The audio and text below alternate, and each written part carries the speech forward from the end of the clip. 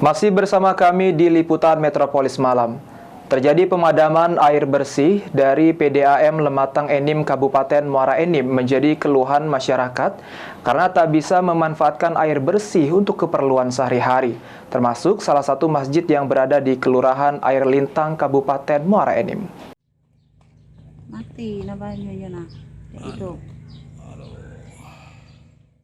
Terjadi pemadaman air bersih dari PDAM Lematang Enim Kabupaten Muara Enim menjadi keluhan masyarakat karena tak bisa memanfaatkan air bersih untuk keperluan sehari-hari, termasuk salah satu masjid yang berada di Kelurahan Air Lintang Kabupaten Muara Enim.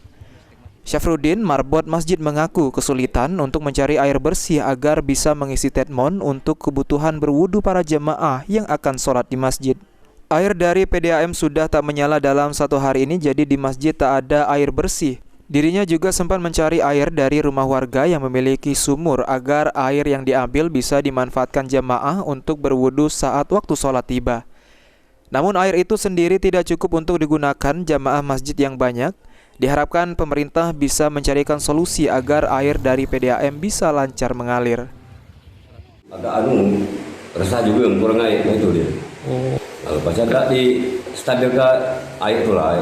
Harapannya kalau baca dan terus istilahnya hidupnya itu jangan lama-lama mati, tak hari apa begitu tuh hari masih lemah, hari itu berapa jam misalnya.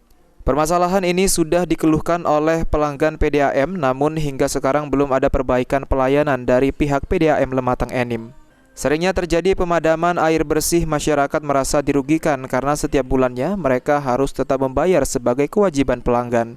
Mardiansyah, PAL TV.